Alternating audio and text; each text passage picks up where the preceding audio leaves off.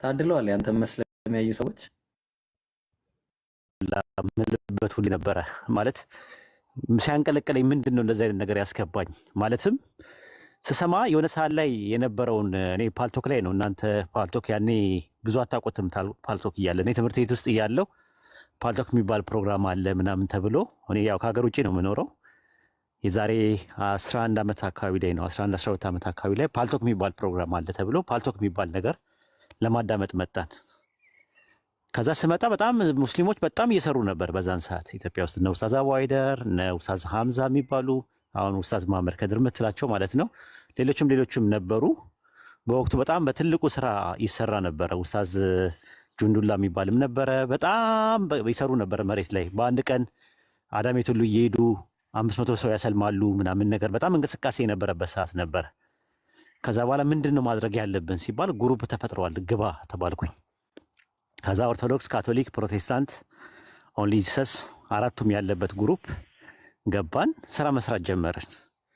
ከዛ ጭራሹኑ ቁርአንን እኔ ማጥናት አለብን ብዬ ሳጠናው ጭራሹኑ እየሳበኝ ነው የሚመጣው እየሳበኝ ነው። እና በጣም ነገርኳቸው። በጣም እየተበጠበጥኩኝ ነው እኔ አልቻልኩም። ይሄ ቁርአን የሚባለው ነገር ቢቀርብኝስ አልኩና ሁለተኛ ምናምን ብዬ ከደንኩት።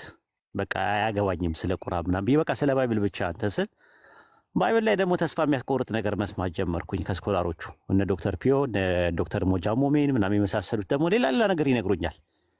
ያለ እድሜ ነበር ምንጠራራው የነበረው በወቅቱ። በጣም እጠይቃለሁ። ባይብል ኦሪጂናል አውቶግራፊ የለም እባላለሁ። ባይብል የማኑስክሪፕት ዲፈረንስ አለው።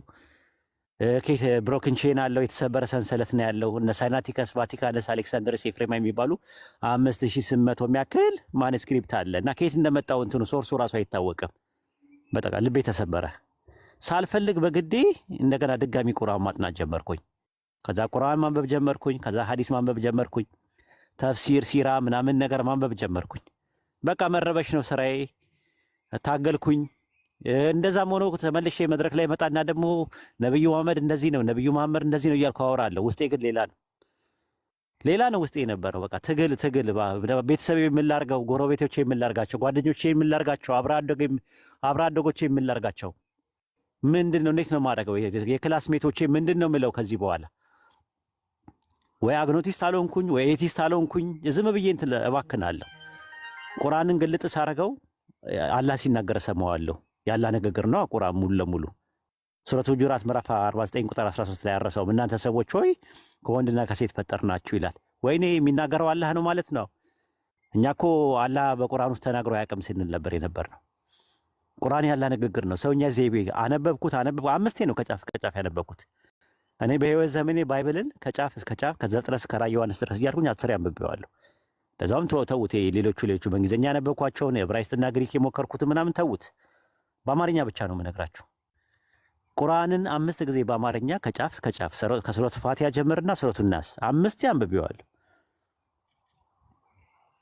በቃ እንዲህ አይነት እየተፈተንኩኝ ምን ነው ባላወቅኩት ቁርአንን በቀረብኝ ምን ነው ሙስሊሞችን እያወቅኳቸው ስለ እስልምና በውጪ አርካኑን ኢስላምና አርካኑን ኢማን እያልኩኝ እየተሰማኝ አረፌ ብቀመጥስ ለቆ አይለቅም። ራሱ አሁን ቃል ስትናገር አንድ ነገር ነበረ፣ ዝም ብሎ ይስባል ስትል ነበረ። አይለቃችሁም፣ ከጀመራችሁት አይለቃችሁም። በቃ ይሄ ነው ያለው እውነታ ማለት ነው። ማርኮ ያስቀራል። ሱረቱ ፉሲላት ምዕራፍ 41 ቁጥር 41 ላይ አሸናፊ መጽሐፍ በመጣላችሁ ጊዜ ነው የሚለው። አሸናፊ መጽሐፍ በመጣላቸው ጊዜ ይላል። እነዚያ የካዱት ጠፊዎች ናቸው ይላል።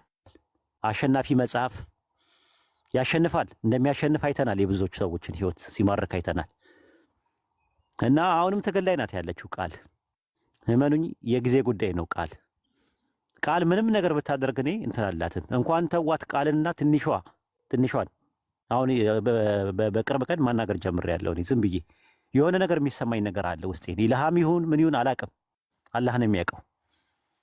ብዙ ሰዎች አሁን በቀደም ተቃወሙኝ። ኧረ አላህና መልእክተኛውን ተሳደባለች ምናምን አሉኝ። እኔ አሁን ላይ ተውኝ። ትንሿ የምትባለው አሁን ቤቷ በተበረብሩት የሆነ ነገር ታገኛላችሁ አይደል? የጊዜ ጉዳይ ነው። ኢንሻአላህ ብዙ ሰዎች ነፃ ይወጣሉ። ብዙ ሰዎች እንትን ይላሉ። ውስጣቸውና ውጫቸው አንድ አይነት አይደለም። ውጫቸው ነው እየተሳደበ ያለው። አሁን ቃልን ብትሏት የኢየሱስን አምላክነት ክጄ ምናምን ነገር በኢየሱስ ምናምን ልትላችሁላ ትችላለች። ውስጧ ግን ሌላ ነው። ራሷን ትፈትሽ። የምሬ ነው የምነግራችሁ። አይደለም ቃል ብቻ አይደለም። ብዙዎች በእንደዚህ አይነት ነገር ውስጥ በይሉንታ አጥር በይሉንታ ውስጥ ተሸምቅቀው ነው ያሉት። የጊዜ ጉዳይ ነው። ሁጃ ቆሟል። ከዚህ በኋላ ማለት ነው። ሪሳላውን ሰምታችኋል።